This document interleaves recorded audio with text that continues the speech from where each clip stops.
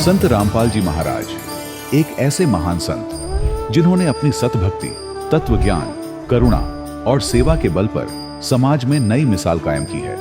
संत रामपाल जी महाराज की अगुवाई में उनके सभी सतलोक आश्रमों से समाज कल्याण के अद्भुत कार्यों ने समाज को सुनहरे भविष्य की एक नई उम्मीद दिखाई है।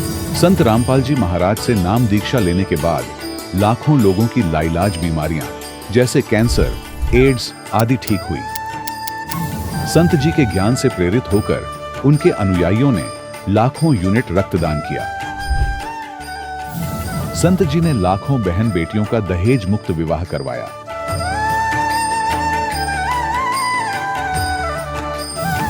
संत जी ने लाखों लोगों का नशा छुड़वाया, करोड़ों उजड़े परिवार बसे। संत जी के आश्रमों में समागम के दौरान निःशुल्क नेत्र चिकित्सा, दंत चिकित्सा प्रदान की जाती है। संत रामपाल जी महाराज द्वारा समय समय पर पर्यावरण संरक्षण के उद्देश्य से बड़े स्तर पर वृक्षारोपण किया जाता है। संत जी ने जरूरतमंदों को तत्काल राहत पहुंचाने के लिए एम्बुलेंस सेवा शुरू की। संत जी अपने अनुयायियों को देहदान के लिए प्रेरित करते हैं, जिससे मानवता की सेवा और चिकित्सा क्षेत्र में सुधार हो सके। संत रामपाल जी महाराज के सभी आश्रमों में हर रोज निःशुल्क भंडारा आयोजित किया जाता है, जहां हर वर्ग, हर जाति और हर धर्म के लोग एक साथ बैठकर भोजन करते हैं।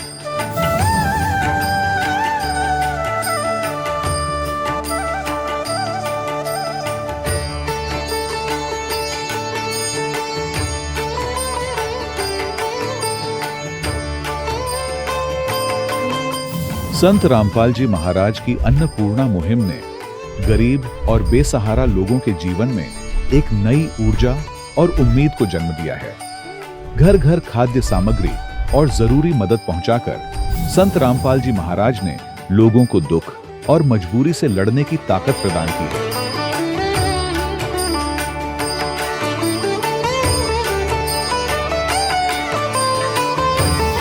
संत रामपाल जी महाराज द्वारा गरीब लोगों के लिए घर बनवाने का अद्भुत कार्य एक ऐसी मिसाल कायम कर रहा है जो सदियों सदियों संत जी की उदारता और दया भावना के तौर पर जाना जाएगा।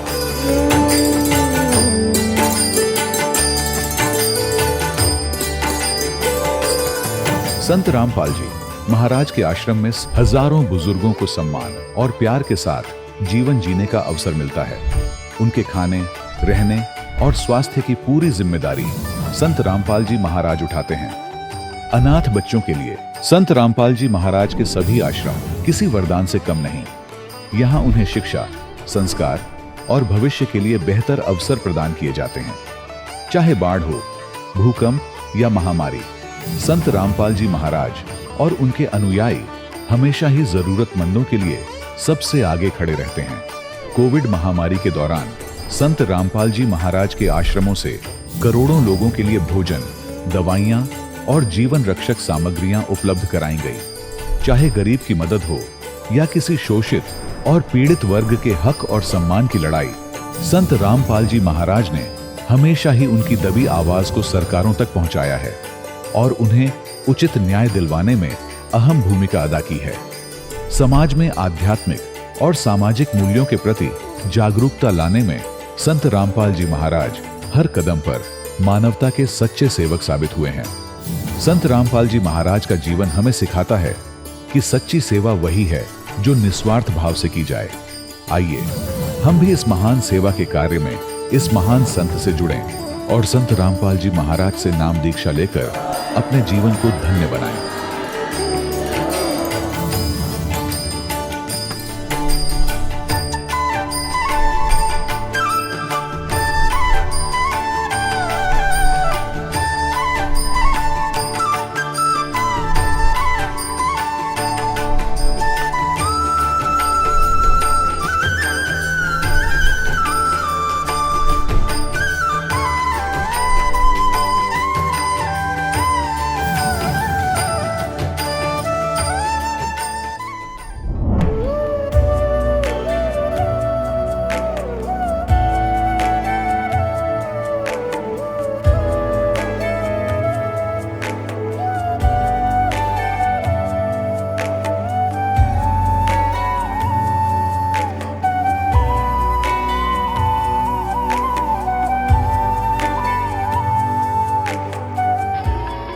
प्रभु राम देव भगवान अल्लाह खुदा ईश आदि नाम एक ही शक्ति के हैं।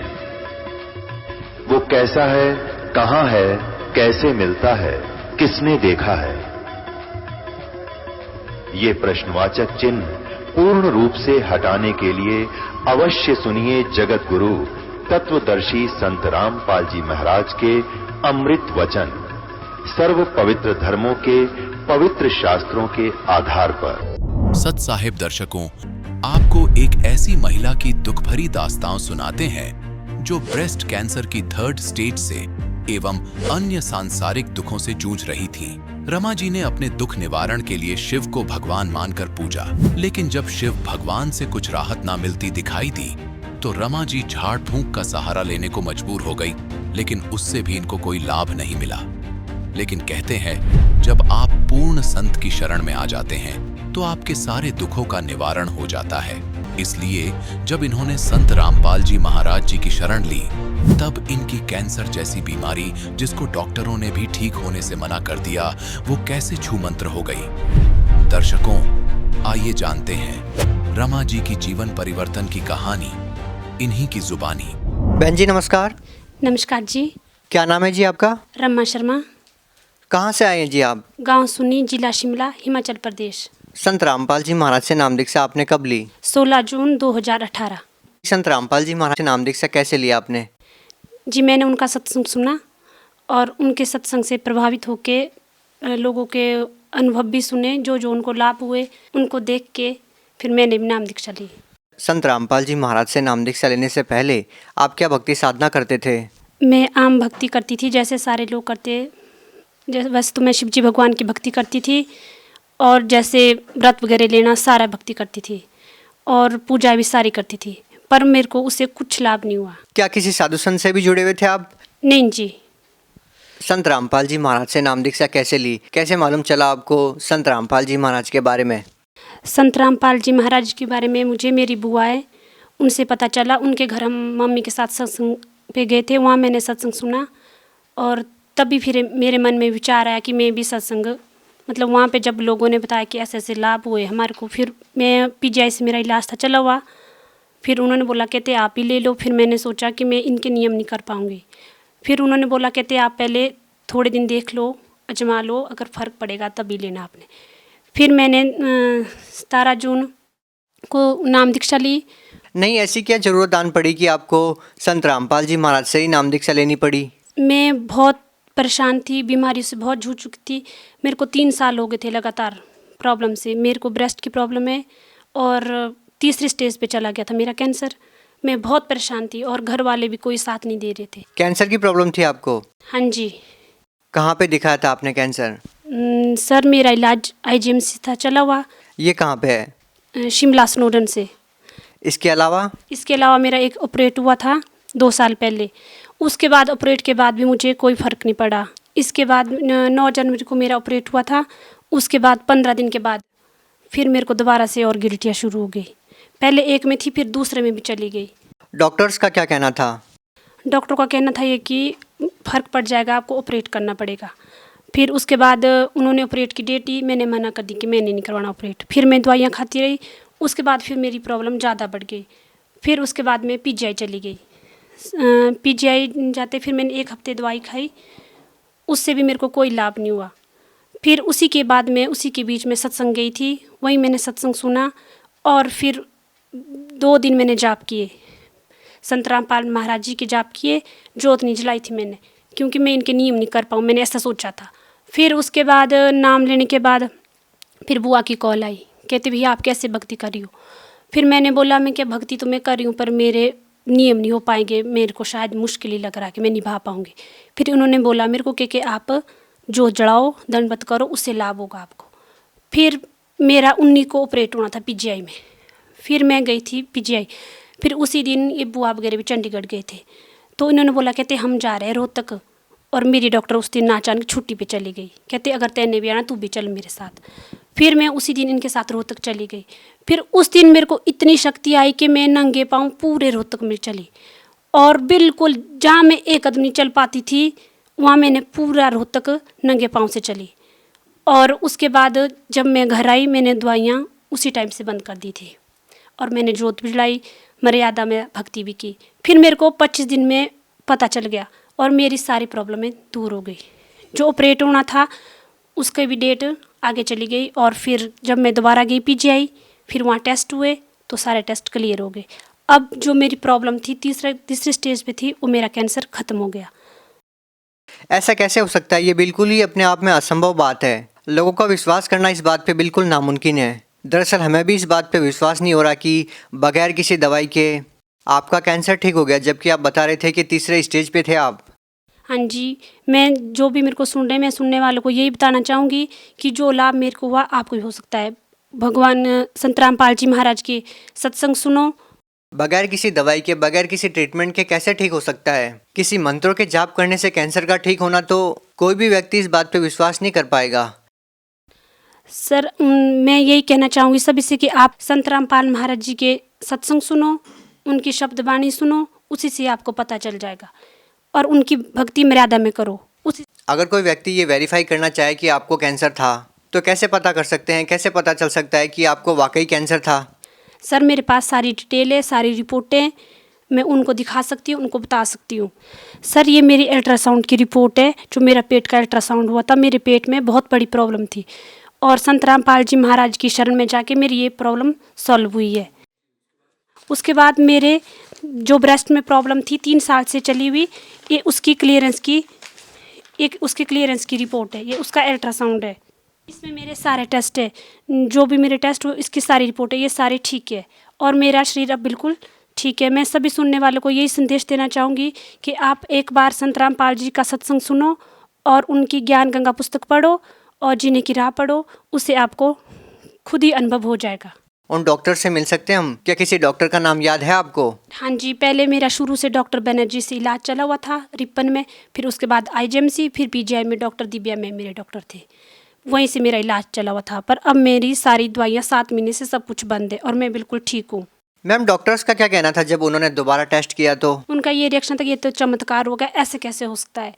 हालांकि मैंने उनको ये बोला कि मैंने दवाई कंटिन्यू खाई है सर, बाकी मैंने कुछ नहीं बोला। आपने डॉक्टरों को झूठ बोला कि आपने दवाइयाँ खाई है, लेकिन आपने कोई भी दवाइयाँ नहीं खाई थी। मैंने 17 जून से ही दवाई खाना बंद कर दी थी, तब से मैं एक भी गोली नहीं खाई हूँ और अभी तक बिल्कुल ठीक हूँ। लाभ मेरे को बहुत हुए हैं सर से, संत रामपाल महाराज जी से। पेट में पेन थी वो भी ठीक हुई है, ऑपरेट हुआ था पेट का, वो भी सक्सेस रहा। उसके बाद मेरा जो दूसरा ऑपरेशन होना था ब्रेस्ट का, वो भी नहीं हुआ। क्या आपको ये भी लगता है कि संत रामपाल जी महाराज जी की शरण में आप नहीं जाते और किसी दूसरे संत की शरण में जाते तो भी आप ठीक हो सकते थे? नहीं, मैं कभी ठीक नहीं हो सकती थी, क्योंकि मैंने बहुत पूजाएं की, बहुत जादू टोना बहुत था, उसका निवारण भी किया, बहुत कर्जा किया हुआ लोगों से इसी के लिए ताकि मैं ठीक हो सकूं, पर मेरे को कहीं से लाभ नहीं मिला। संत रामपाल जी की शरण जाने से मेरा परिवार, मेरा शरीर सब कुछ ठीक है, मेरे बच्चे सब कुछ ठीक है। नहीं तो मेरे घर में रोज़ लड़ाइयाँ झगड़े और मैं रोज़ कभी कहाँ दर्द, उन सब से मेरे को छुटकारा मिला। मैं सभी सुनने वालों को यही संदेश देना चाहूँगी कि आप संत रामपाल जी की शरण में जाओ, उनके जो नीचे पट्टी आती है वहाँ पे नाम पढ़ो, फ़ोन नंबर लो, ज्ञान गंगा पुस्तक लो, जीने की राह लो, उसमें पढ़ो, उसी से आपको खुद पता चल जाएगा। देखिए बहुत सारे ऐसे लोग हैं जो कैंसर से पीड़ित हैं और वो लाखों रुपए पानी की तरह बहाते हैं, लेकिन फिर भी उनका इलाज नहीं हो पाता, ठीक नहीं हो पाते हैं वो। लेकिन आपको तो केवल मंत्र जाप करने से लाभ मिल गया। आप उन लोगों को क्या कहना चाहेंगे जो लोग अभी भी कैंसर से पीड़ित हैं? मैं उन लोगों को ये संदेश देना चाहूँगी कि आप सच्ची भक्ति करो, सत्संग सुनो, गुरुजी संत रामपाल जी महाराज के शब्द वाणी सुनो, उसी से आपको लाभ हो जाएगा। मैंने भी 2 दिन सच्चे मन से शब्द उच्चारण किया था, मंत्र जाप किया, उसी से मेरे को 25 दिन में लाभ मिला। तो लास्ट में हम आपसे पूछना चाहेंगे कि क्या अभी भी आपका संत रामपाल जी महाराज में उतना ही विश्वास है? हाँ जी, वैसा नहीं, उससे ज़्यादा विश्वास है। जब मेरा शरीर पूरी तरह ठीक हो गया, 7 महीने पहले मेरी इतनी स्थिति थी कि मैं 3 महीने लगातार बिस्तर में थी, यहाँ तक कि मैं जॉब भी नहीं जा पाती थी। जब से मैंने नाम दीक्षा ली तब से मैंने जॉब भी ज्वाइन शुरू की दोबारा से, और अपने बच्चों के लिए हर एक तरह से खाना भी नहीं बनता था मेरे से, कुछ भी नहीं होता था। उसके बाद मैं हर एक काम करती हूँ और जॉब भी जाती हूँ। जी धन्यवाद। धन्यवाद सत साहिब जी। दर्शकों, अभी आपने सुने संत रामपाल जी महाराज से दीक्षा प्राप्त करके सुखी हुए भक्त के अनुभव। अब देखिए जगत गुरु तत्वदर्शी संत रामपाल जी महाराज के मंगल प्रवचन।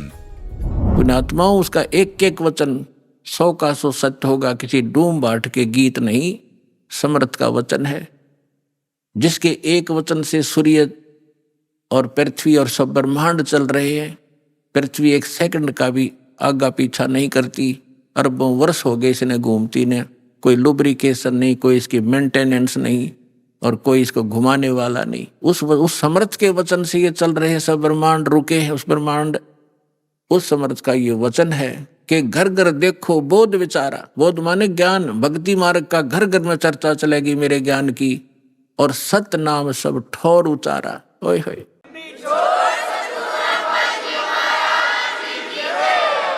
घर घर देखो बोध विचारा, घर घर में परमात्मा की चर्चा चलेगी, बच्चा बच्चा उसके गुणगान करेगा, और सब जगह परमात्मा के सतनाम का, 2 अक्षर के नाम का जाप हुआ करेगा। अब देखो पुण्यात्मा, हलवा बनावे हम और महक जाओ पड़ोसियां का भी, यानी उनको कितना अच्छा लगता है, उनको भी आनंद आता है उस हलवे की महक से, सुगंध से, जो गंध जाती है सुगंध। तो इसी प्रकार मंत्र करोगे जाप आप, और आनंद आओगा दूसरे साथ बैठे ने भी। अब वो लाभ तो नहीं ले सकता जो हलवा बनाने वाला, जो घर में हलवा बना रहा है, वो हलवा खाकर आनंद ले रहा है, और पड़ोसी ने केवल महक महक प्राप्त होगी, और वो भी अच्छी है। एक तो घर में दारू काट है, शराब बनाओ तो पड़ोसी का भी नशा हो, बूंडा लग गया, उसने छींक आवे। अरे घर में हलवा बने तो पड़ोसी तो अच्छी ही वो जाती है उसकी संदेश। तो इसी प्रकार जो सुमन करोगे, वो तो हलवा तो आप खाओगे, लेकिन उसकी महक पड़ोसी को भी आभास होगा उसको। तो इस प्रकार इस परमात्मा का मंत्र घर घर में चलेगा। कोई बस में बैठे जाते हो, ट्रेन में बैठे हो, कोई सिमरन कर रहा श्वास का, कोई कर रहा प्रथम मंत्र मन मन में, तो पास में बैठे यात्रियों के भी उसका प्रभाव पड़ेगा, और एक ना एक दिन उनके पाप नाश होंगे वो, और आत्मा जागेगी। इस प्रकार से परमात्मा ने पूरे विश्व को, अपने बच्चों को शरण में लेना ही लेना है, चाहे आज कोई हिंदू है, चाहे कोई मुसलमान है, चाहे सिख है या ईसाई है। हम बगैर ज्ञान के बढ़ते चले गए। अब हमें पता चलेगा आज मृत्यु होगी, हम हिंदू हैं, कल मृत्यु हो जा, हम अमेरिका में पैदा हो गए, ईसाई का झंडा उठा लिया है, और फिर मृत्यु हो गया, हम मुसलमान का, फिर मुसलमान का झंडा उठा लिया। हम हैं कौन, हम आए कहाँ से हैं, मनुष्य जीवन का उद्देश्य क्या है, तो ये इस तत्व ज्ञान से पता चलेगा। फिर क्या बताया परमात्मा ने कि कलयुग बीते 5500 पाचा, तब ये मेरा वचन होगा साचा। 600 वर्ष पहले ये बात कहना कि घर घर में मेरे ज्ञान की चर्चा होगी और मेरा ही ज्ञान रहेगा, पूरा विश्व मेरी भक्ति करेगा धर्मदास, तो धर्मदास का गलेवा उतरे नहीं थी। तो परमात्मा ने कहा कि कलयुग बीते 5500 पाचा, तब ये वचन मेरा होगा साचा। कलयुग बीत जावे जब एता, और सभी जीव परम पुरुष पद चेता। ओए होए होए, आप पुण्यात्मा जो इस ज्ञान से परिचित हो चुके हो, उनका तो यह बात बिल्कुल समझ में आएगी 100% तुरंत। आप क्या देख रहे हो, आज से पहले आपने ज्ञान गंगा सुनने से पहले परम पुरुष का ज्ञान नहीं था, आपने केवल अपने ही देवी देवताओं का ज्ञान था, और स्वर्ग लोक तक हम उत्तम स्थान मान्या करते। एक ये राधा स्वामी पंथ है जो गुरु नानक देव जी के और कबीर जी की वाणी को पढ़ पढ़ा के, कहीं की ईंट कहीं का रोड़ा जचा के, ये सतलोक सचखंड और सतनाम ये बताने लगे थे। इन्हें कख नहीं पता, कैख है भी नहीं पता भक्ति मार्ग। ये क्या बताते हैं, सतलोक में परमात्मा निराकार है, चेतन ही चेतन है, प्रकाश ही प्रकाश है। और फिर सतलोक कैसा है, सतनाम क्या है, सारनाम क्या है, सार शब्द क्या है, सतलोक क्या है, सतपुरुष क्या है। इनके परम धनी के वचन है शिवदयाल जी के, जिससे युवराधा स्वामी, धन सतगुरु, सच्चा सौदा, धनो दादा, जय गुरुदेव, निरंकारी निरंकारी जितने पंथ हैं ये उसी से निकले हैं, उसी के आधार से। वो क्या बताता है कि वही सतनाम है, सतनाम वही सतपुरुष है, सतनाम ही, और सतनाम ही सतलोक है, सतनाम ही सार शब्द है, सतनाम ही सतपुरुष है, सतनाम ही सार नाम है। कख है इनको पता। तो अब कहते हैं परमात्मा ने कहा है कि कलयुग बीत जावे जब एता, और सभी जीव परम पुरुष पद चेता। ओए है परम पुरुष, गीता जी अध्याय नंबर 15 के श्लोक नंबर 16 और 17 में 3 पुरुष हैं। एक सरपुरुष, यह ब्रह्म है 21 ब्रह्मांड का स्वामी, और एक अक्षर पुरुष जो 7 संग ब्रह्मांड का मालिक है। ये दोनों परम पुरुष नहीं है। इसलिए गीता अध्याय नंबर 15 के श्लोक 17 में तुरंत कहा है कि उत्तम पुरुष है तू अन्य परमात्मा इति उदाहरत है, ये लोग तरम अविश्य विवर्ती अवैश्वर है, कि वो परम पुरुष तो कोई और है। उत्तम पुरुष, परम माने श्रेष्ठ, परम पुरुष, उत्तम पुरुष, श्रेष्ठ पुरुष, पुरुष माने परमात्मा, वो तो कोई इन दोनों से भी अन्य है, सर पुरुष और अक्षर पुरुष से। और वही तीनों लोकों में प्रवेश करके सबका धारण पोषण करता है। गीता अध्याय नंबर 18 के श्लोक 62 में कहा कि अर्जुन तो सर्वभाव से उस परमेश्वर की शरण में जा। एक ईश, एक ईश्वर, एक परमेश्वर। ईश ये सरपुरुष है और ईश्वर ये अक्षर पुरुष है। परमेश्वर वो परम अक्षर पुरुष है, परम अक्षर ब्रह्म है। तो उस परमेश्वर की शरण में जा, उसकी कृपा से ही तू परम शांति को और सनातन परम धाम को प्राप्त होगा। सनातन शाश्वतम स्थानम, सदा रहने वाले अविनाशी स्थान को प्राप्त होगा। गीता अध्याय नंबर 15 के श्लोक नंबर 4 में कहा कि तत्वदर्शी संत की प्राप्ति के उपरांत उस तत्व ज्ञान रूपी शस्त्र से अज्ञान रूपी अंधकार को काटकर उसके पश्चात परमेश्वर के उस परम पद की खोज करनी चाहिए, जहां जाने के बाद साधक फिर लौटकर संसार में कभी नहीं आते। और जिस परमेश्वर ने सारे ब्रह्मांडों की रचना की है, केवल उसकी भक्ति करो और सब भक्ति त्याग दो, तो परमेश्वर के उस परम पद को खोजना चाहिए। तो यहां परमात्मा वही बात कह रहे हैं कि कलयुग बीत जावे जब एता, और सब जीव परम पुरुष पद चेता, उस परम पुरुष के उस परम पद की के सभी परिचित हो जाएंगे, उसके सभी ज्ञाता हो जाएंगे कि कोई सतलोक है जहां परमात्मा रहता है। वहां जाने से हमारे को सब सुख मिलेंगे, जन्म और मृत्यु का ये झंझट मिटेगा। अब यहां तो हम संग जन्म हो गए, भटकता ने, मरते और जन्मता ने, सारा जीवन संपत्ति जोड़ने में लगे रहते हैं। 1 मिनट में मृत्यु हो जाती है, वो जोड़ा जाड़ा यहीं रह जाता। आप गधा बनकर को मार के घर खड़ा होता है। ये कोई सांग है, कोई जीवन है? क्या लक्ष्य लेकर जी रहे थे हम? तो यहां पता चलेगा कि सब जीव परम पुरुष पद चेता, उसके परिचित होंगे, उसके ज्ञाता होंगे कि सचमुच वहां जाने से पीछा छूटेगा। जैसे आपकी मृत्यु हुई, फिर जन्म हुआ, परिवार बन गया, कैसा अच्छा लग रहा है, बहुत अच्छा। और 1 मिनट का भरोसा नहीं, क्या बिजली गिर जाए पूरा परिवार नाश हो जाए, किन कारणों से? तो परमात्मा ने कहा कि यहां से तो आपने जाना ही पड़ेगा, जाना पड़ेगा, लेकिन ऐसी भक्ति करो, ये भक्ति, और यहां से पुनर्जन्म की इच्छा मिटाओ। जहां आशा ता बासा होई, मन कर्म वचन सुमरियो सोई।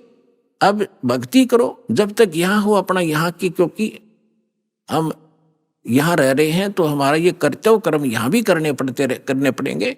लेकिन अब जो काम आप जिस उद्देश्य से करते थे, माया संचन करने के लिए, कोठी गार्डन खातिर, या थोड़ी सी स्पीड कम कर दो।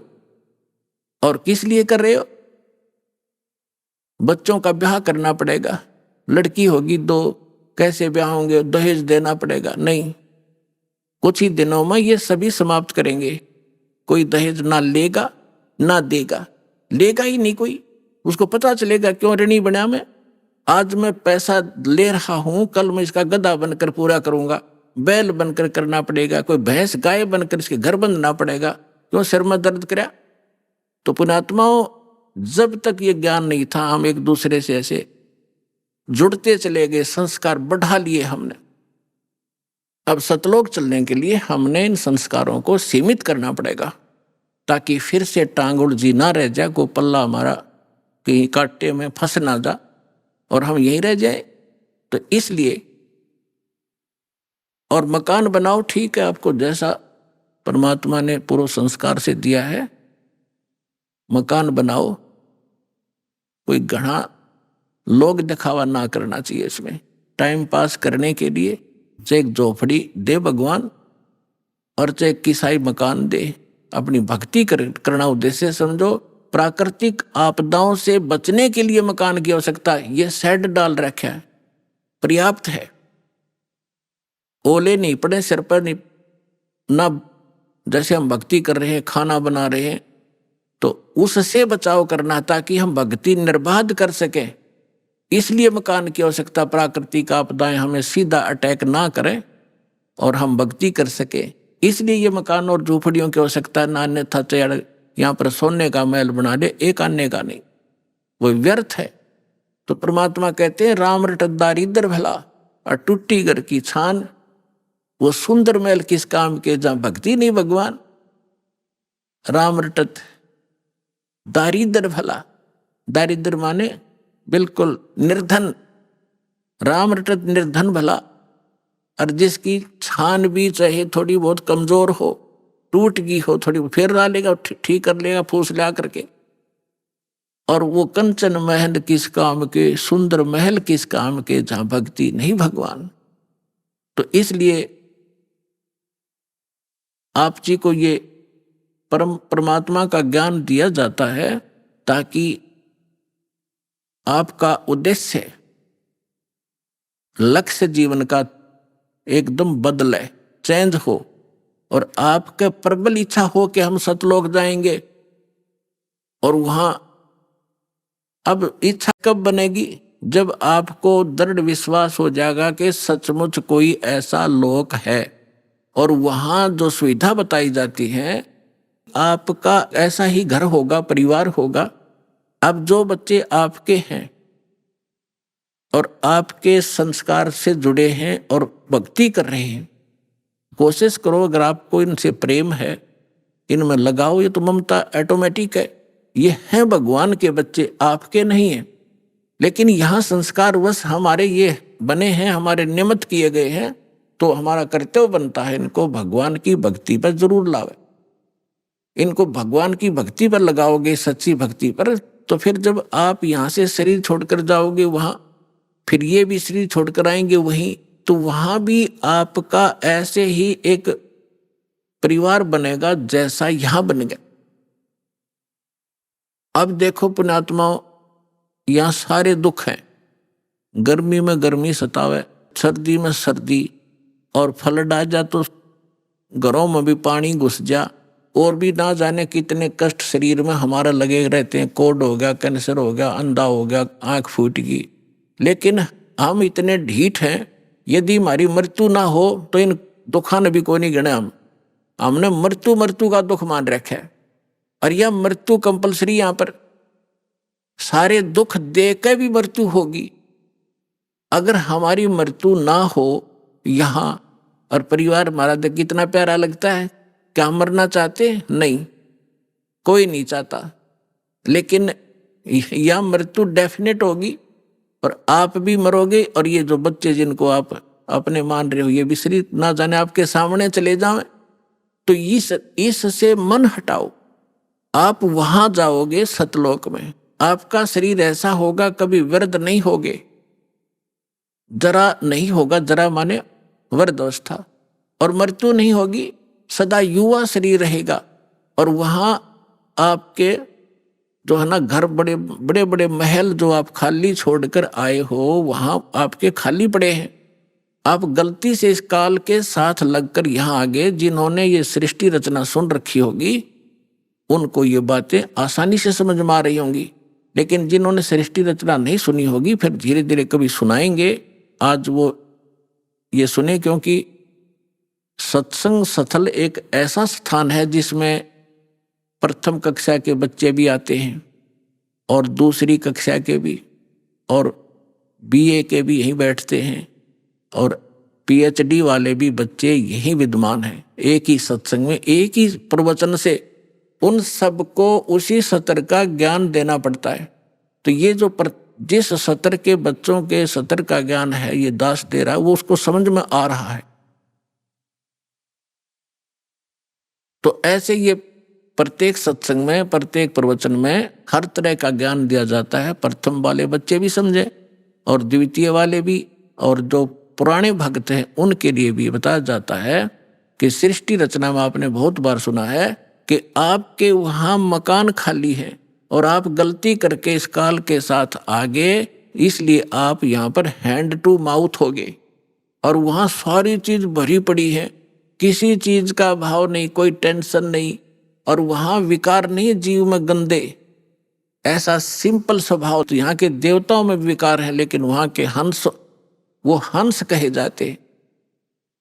हंस किसे कहते हैं? एक पक्षी होता हंस, एक बुगला होता उसी की हम शकल। लेकिन उनका पता कब चलता है? जब दोनों सरोवर के ऊपर हों। बुगला खाता है मच्छी, कीड़े मकोड़े, गोगे, और हंस खाता केवल मोती। वो कीड़े मकोड़े नहीं खाता, मछली नहीं खाता, तो उसको हंस कहते हैं जो विकार करे ही नहीं, चाहे मर जावे।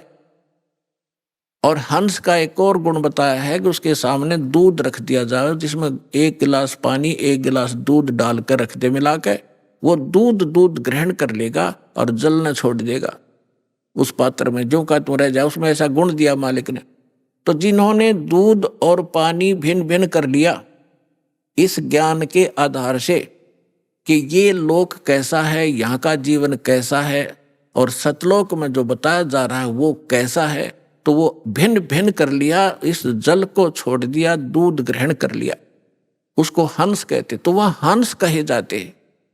आदमी अपने ही जैसे हैं, आकार ऐसा ही है, उनका शरीर वह बहुत तेजों में है, 16 सूर्य जितना प्रकाश एक वहाँ रहने वाले भक्त और भक्तनी का है।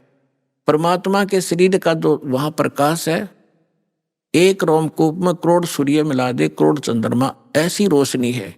परमात्मा सक्षम है, समर्थ है, जीव अलग है, परमात्मा भिन्न है। परमात्मा सर्वशक्तिमान है, जीव की एक सीमित पावर है और सीमित उनका सब क्रियाएं हैं। परमात्मा की क्रियाएं असीमित होती हैं। जो जीव और ब्रह्म एक बताते हैं वो भूले हुए प्राणी हैं, वो अज्ञानी आत्माएं, उनको। अब जो प्रसंग चल रहा है, जैसे एक भक्त मिला इस दास को, पहले पहले की बात है जब बहुत कम ही संगत होती थी, ऐसे हम दास भी किसी को पकड़ लेता था जान पहचान के, को आजा बैठ जा तुझे एक बात बताऊंगा, ज्ञान सुनाने लगा। अब वो अच्छी आत्मा था वैसे तो, सुनता रहा, सारी सृष्टि रचना सुनाई। 1 दिन 2 दिन, तीसरे दिन जब वो आया, वो कह लगा भाई बात सुन भगत जी, मैं आपकी बात ऐसी है मेरे हृदय में लग गए और मेरा सरसा होता है इनका, और मैं ऐसा व्यक्ति हूं, मैं जौन से काम पर लगता हूं, पक्की धुन का आदमी हूं, मैं उसको करके छोड़ता हूं, बीच में नहीं छोड़ता। और मैं नाम लूं को नहीं, मैं नहीं लूंगा आपसे मंत्र। माँ के बात भाई क्यों नहीं लेगा?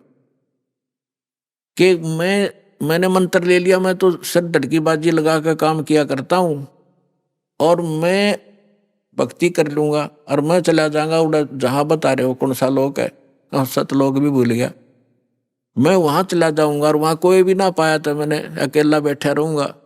मैं नहीं जाऊं, मैं तो यहीं रहूंगा, मेरा दिल नहीं लगे। मैंने उसे कहा कि भले पुरुष एक बात बता, अब यहां तो क्या दिल लग रहा है आपका?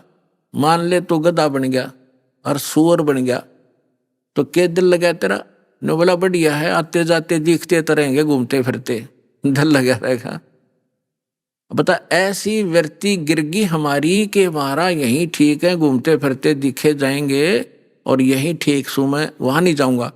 अब उसका जो ये कहना भी ठीक था कि आज तक किसी ने यही नहीं बताया कि सतलोक है और सतलोक में आदमी रहे हैं, वहां पर सृष्टि है, ये तो किसी ने बताया नहीं। ये राधा स्वामी वाले लोग कहते हैं कि वहां तो प्रकाश ही प्रकाश है, प्रकाश ही प्रकाश है, चेतन ही चेतन है। वो टिंडे लेंगे चेतन में जाकर प्रकाश में, समुद्र में डूब का मरना हो तो क्या? तो क्या ये कोई बात है?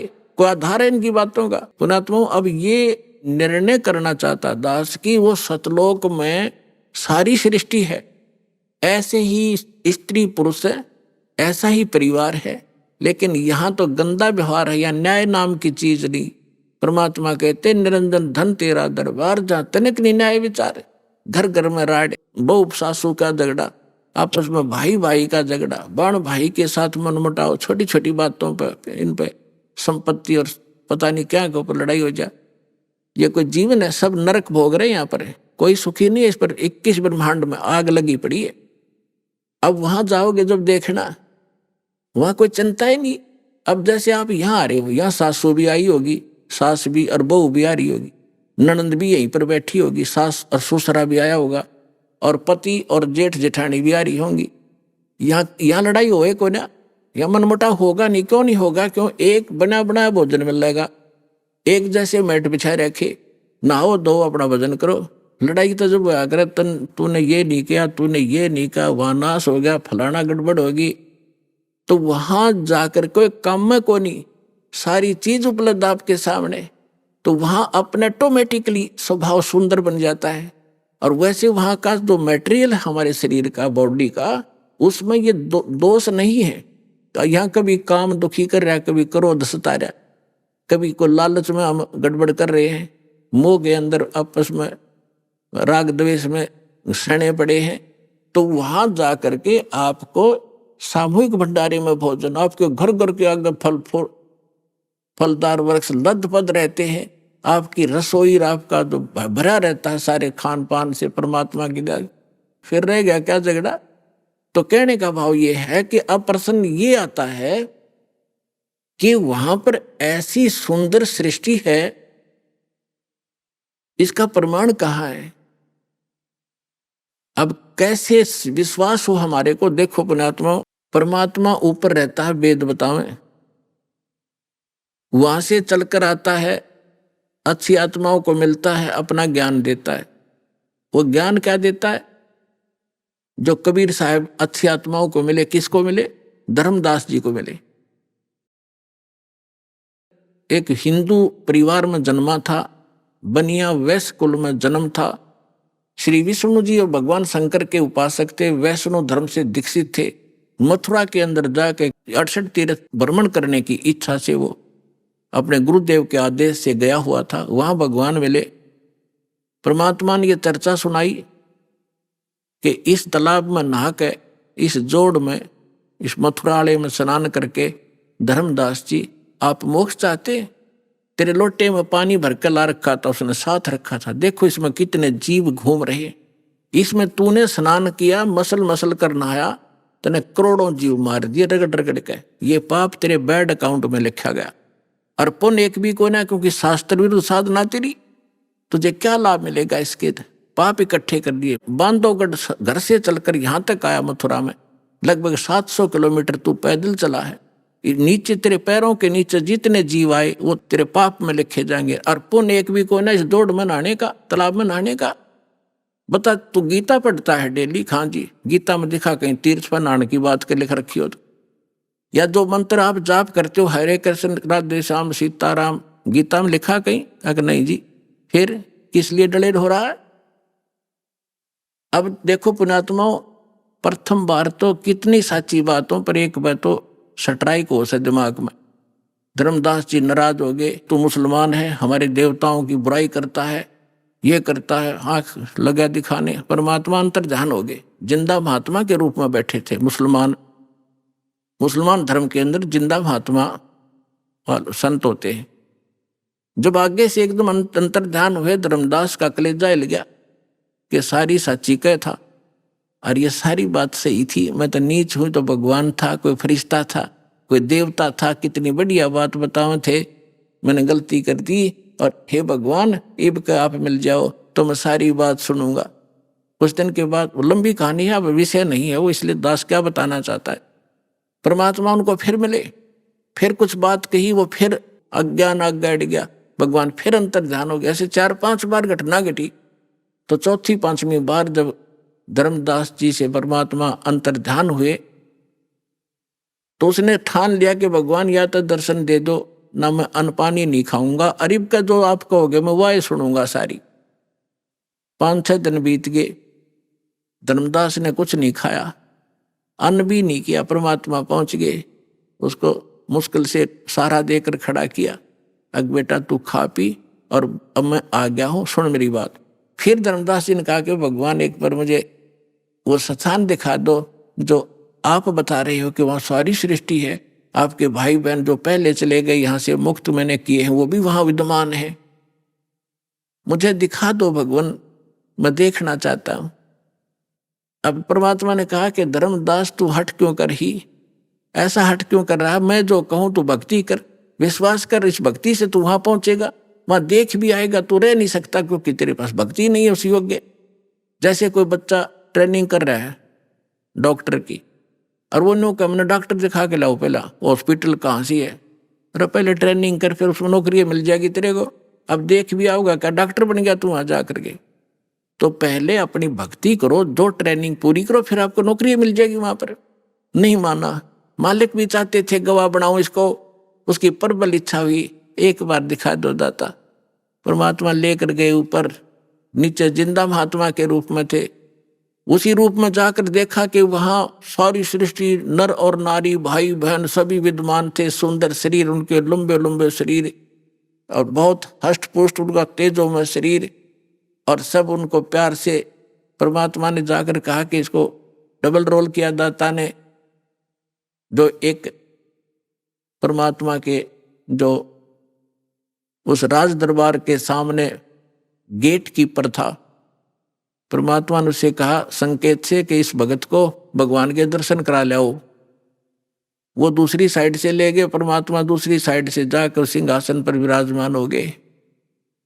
लेकिन उस समय शरीर वही था, शकल वही थी, लेकिन शरीर से ऐसा नूर निकल रहा था, रोम करोड़ सूर्य करोड़ चंद्रमा मिला देख रोम को इतनी शोभा थी मालिक की। जब धर्मदास जी ने देखा कि ये तो यह भगवान जो नीचे जा रहा था जिंदा महात्मा के रूप में, कि तो वही परमात्मा है, तब देख के परमात्मा ने कहा जा भाई चल वापस। फिर वापस आया तो परमात्मा नीचे बैठे पाए। तब उसने कहा हे भगवान आप ही मालिक हो, आपने अपने आप को छुपा रखा है। अरे भगवान इतना सुंदर स्थान, जब वहां जब पहुंचा धर्मदास उसको वापस भेजने लगे, तब परमेश्वर से कहा भगवान मुझे यहीं रख लो, उस गंदे लोक में ना भेजो, वहां तो बुरा हाल है। अब वहां जाने के बाद आपको पता चलेगा आप कहाँ पड़े हो, कैसे लोक में रह रहे हो। तब धर्मदास जी ने याचना की, परमात्मा ने कहा बेटा ऐसा नहीं रह सकती, आप वापस जाओ, आपको ऐसा मंत्र दूंगा सतनाम और सारनाम, थोड़े ही भजन से आपकी घनी भक्ति संग्रहित हो जाएगी। इसके विषय में आदरणीय गरीबदास साहिब जी को भी परमात्मा मिले थे, उन्होंने परमात्मा से परिचित होने के बाद क्या कहा है, सतनाम पालड़ रंग होरी हो, 14 लोक चढ़ावे राम रंग होरी हो, 3 लोक पास्यंग धर रंग होरी हो, तो ना तुले तुलाया राम रंग होरी हो। एक सतनाम का 2 अक्षर का मंत्र है, जिसमें एक ओम है, एक तत् गुप्त है, जिनको प्राप्त है उनको पता है। तो अनुपदेशी को ये मंत्र भूल के नहीं बताना, नहीं आपका नाम खंडित हो जाएगा। तो परमात्मा ने कहा कि एक श्वास उस श्वास से एक मंत्र, जैसे आपने एक बाहर छोड़ा एक अंदर लिया, एक ये मंत्र पूरा बन गया। तो कहते हैं ये सतनाम का एक सिमरण एक पालड़े में रख दे तराजू के तखड़ी के, और 3 लोक पृथ्वी पाताल और स्वर्ग लोक धर दे पासेंग। पासेंग क्या होती है, जैसे दास का जन्म एक किसान परिवार में हुआ, हमारे घर पर ये व्यापारी लोग गेहूं चना लेने आते थे, तो पिताजी कहते थे भी पहले तेरी ताखड़ी जांच करा, इसमें कोई एरर तो नहीं है।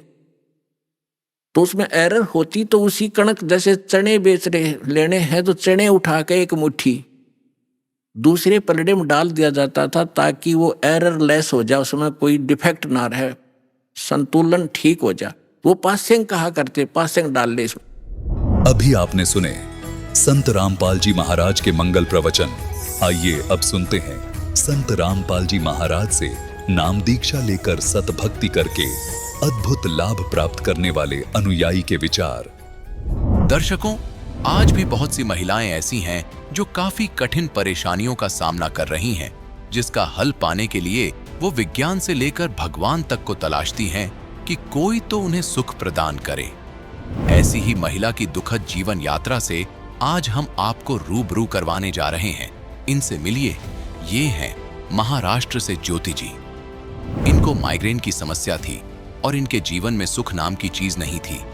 और सबसे बड़ा दुख था कि इनका 4 बार गर्भपात हो चुका था, कोई संतान नहीं थी।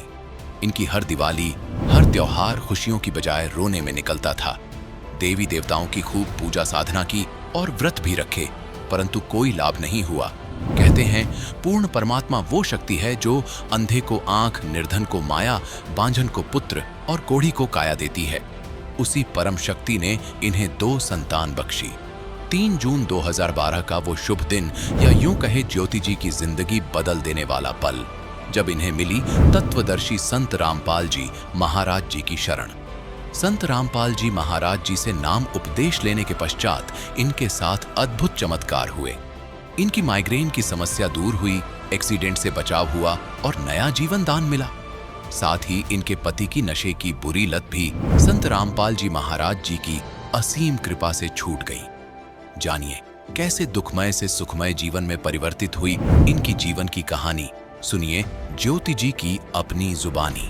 जी नमस्कार। नमस्कार सर जी। क्या नाम है जी आपका? मेरा नाम है ज्योति विजय परदेसी। ज्योति जी आप कहाँ से आए हैं? मैं आई हूँ अनस व्यक्ति वरणगांव, तालुका भुसावल, जिला जलगांव, महाराष्ट्र से। ज्योति जी, संत रामपाल जी महाराज जी की शरण में आने से पहले आप क्या भक्ति साधना करते थे? सर जी हम पारंपरिक साधनाएं करते थे सभी। मैं पहले शादी से पहले जो था वो बताऊंगी पहले आपको कि शादी से पहले मैके में हम सभी पारंपरिक साधना करते थे। उसमें सभी देव देवताओं की पूजा करना और मतलब सप्ताह करके मतलब हरी कथा होती थी 7-7 दिन की। तो उस कथाओं में जाके हम हमारे जो गुरुजी बनाए हुए थे तो वहाँ पे 7-7 दिन रुक के पूरी सेवा करते थे। उसके बाद मतलब हमारे यहाँ संतों का आना जाना भी रहता था। तो पूरी श्रद्धा से हम मतलब सारा व्रत रखना, एकादशी का व्रत रखना, सोमवार का व्रत रखना, हर दिन मतलब संडे को छोड़ के ऐसा कोई दिन नहीं था कि मैं मतलब व्रत नहीं रखती थी और कोई पूजा नहीं करती थी। हर दिन मेरा पूजा भक्ति भाव से ही रहता था। ज्योति जी, आपने बताया कि आपने अपने जीवन में इतनी श्रद्धा और आस्था के साथ भक्ति की और आप संतों की शरण में भी गए हैं, उनके सत्संग भी सुने हैं।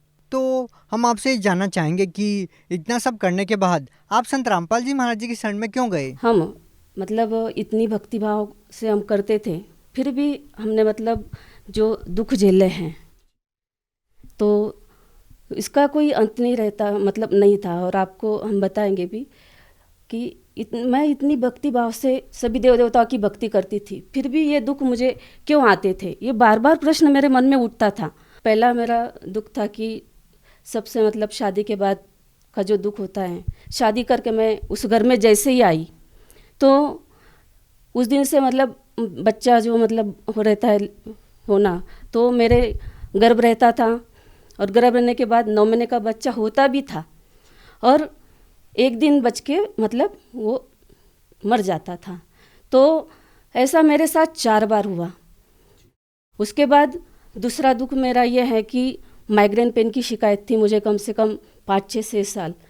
तो वो दर्द ऐसा होता था कि मतलब मेरा सर फट जाएगा ऐसे लगता था। मैं 3-3 गोलियां खाती फिर भी मेरा सर दर्द बंद नहीं होता था।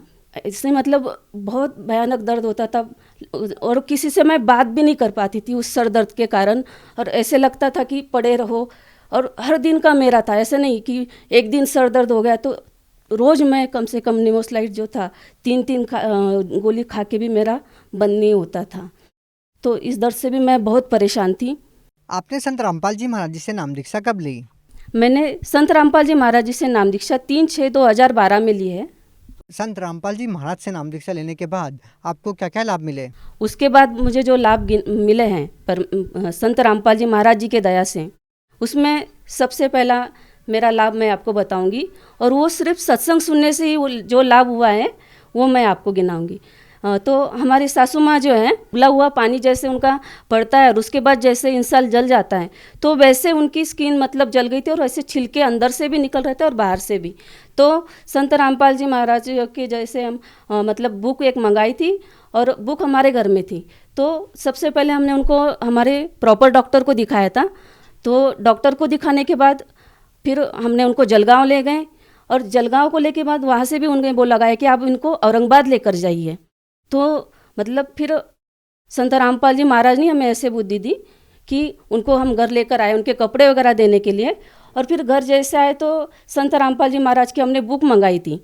तो हमारे ससुर जी ने क्या किया कि उस पर संत रामपाल जी की एक फ़ोटो होती है आशीर्वाद वाली, तो आशीर्वाद वाली फ़ोटो ससुर जी ने खोली और उनके सर पे रखा उस फ़ोटो को और बोला कि आप ही इनको बचा कर ला सकते हो और दुनिया में कोई ऐसा नहीं है कि इनको अब बचा के लाए, उनकी स्थिति देख के।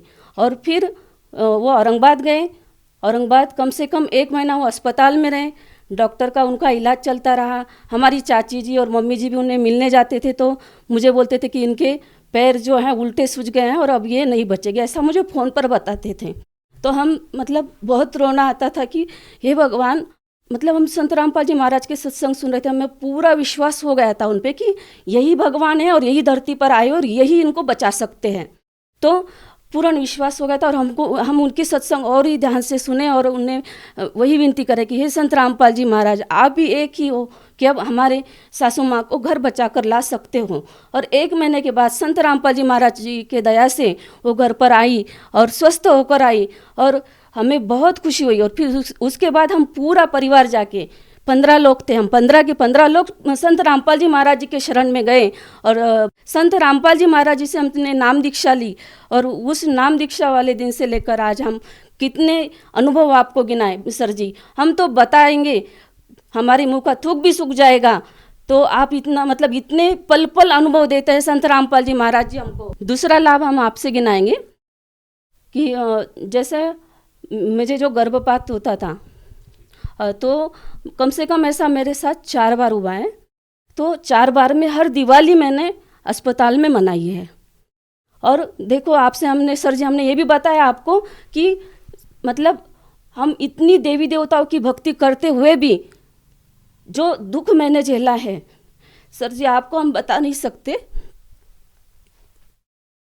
कि हर दिवाली में मतलब वही मेरा रहता था कि बच्चा रहता था और मैं अस्पताल में जाके वही मेरे बच्चा होता था, एक दिन रुकता था और उसको मतलब मेरे जो पतिदेव है उसको डाल के आते थे। तो मैं उस भगवानों से विनती करती थी, मैं जिनकी भक्ति करती थी तो उनको विनती करती थी कि आप बच्चा नहीं रखते हो तो हमें क्यों जिंदा रखते हो, हमें ही मार डालो। लेकिन उन भगवानों ने मेरी नहीं सुनी। तो ये सबसे मेरा बहुत बड़ा डर था। उससे पहले ही परमात्मा ने दया कर दी थी। नाम दीक्षा तो हमने बाद में ली है, लेकिन मैं जब ये बोला करती थी कि कोई सच्चा भगवान है इस धरती पर तो मुझे इस दुख से बचाए। तो मुझे अभी ये लगता है कि मुझे तभी संत रामपाल जी महाराज जी ने ही मतलब कबीर भगवान हम जिनको मानते हैं संत रामपाल जी महाराज जी को, तो उन्होंने आकर ही मुझे वो 2 संतान दिए हैं। दुनिया भले ही कुछ ही कहते रहे लेकिन मेरे लिए तब भी जब मैंने नाम नहीं लिया था तब भी संत रामपाल जी महाराज जी ने ही मुझे ये 2 बच्चे हैं, मेरा एक बेटा है और एक बेटी है। तीसरा लाभ मेरा ये है कि मुझे माइग्रेन पेन होता था। तो माइग्रेन पेन में सर जी मैं मतलब इतना परेशान हो जाती थी कि मुझे ऐसा लगता था कि मेरा सर फट जाएगा और बहुत मैं मतलब पड़ी रहती थी सर दर्द की 3-3 गोली खा के और घर का काम करना वैसे ही उसी हालत में।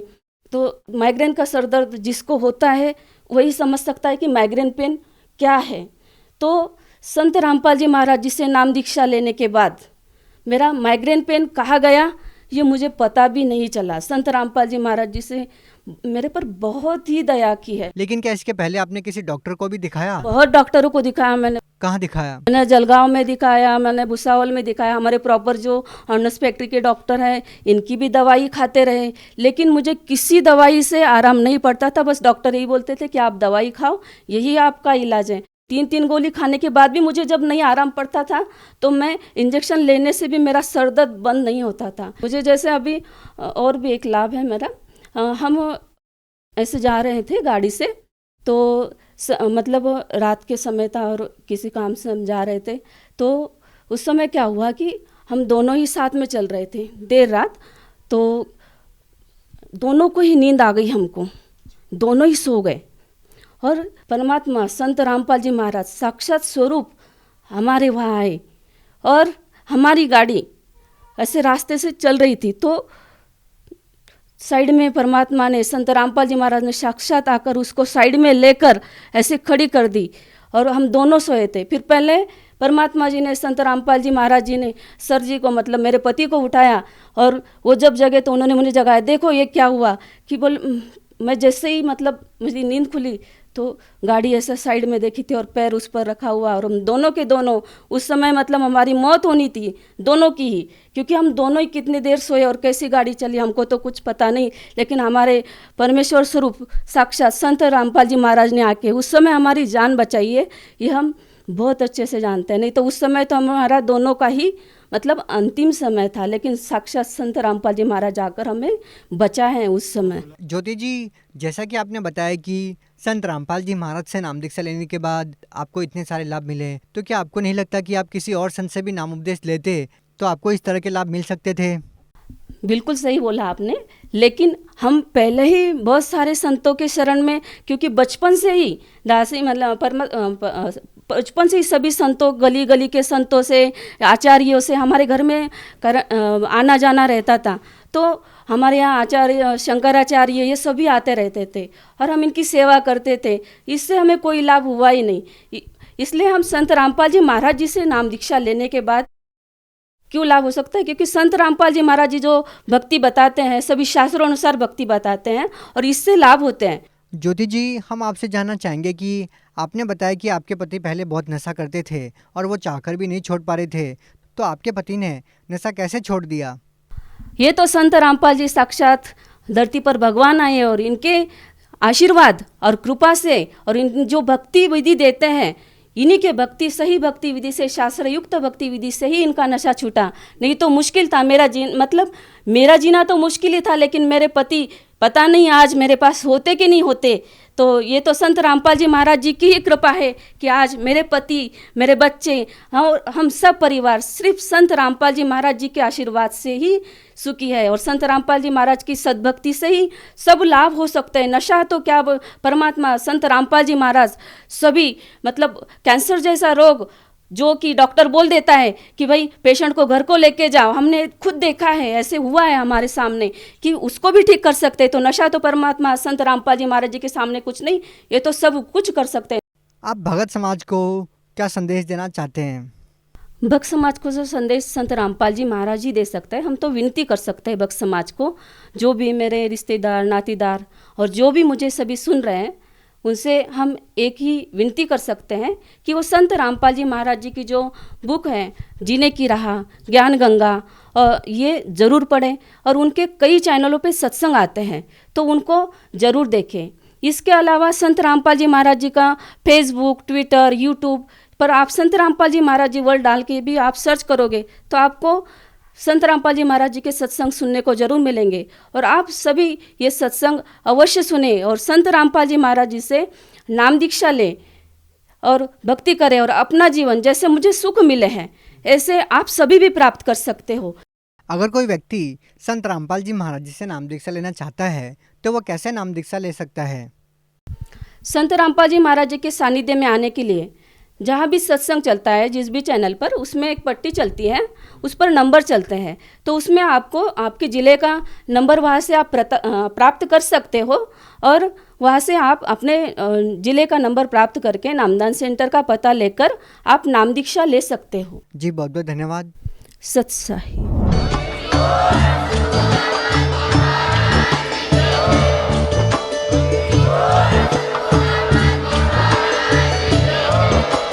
आप सुन रहे थे जगत गुरु तत्वदर्शी संत रामपाल जी महाराज जी के मंगल प्रवचन। अधिक जानकारी के लिए विजिट कीजिए हमारी वेबसाइट www.jagatgururampalji.org।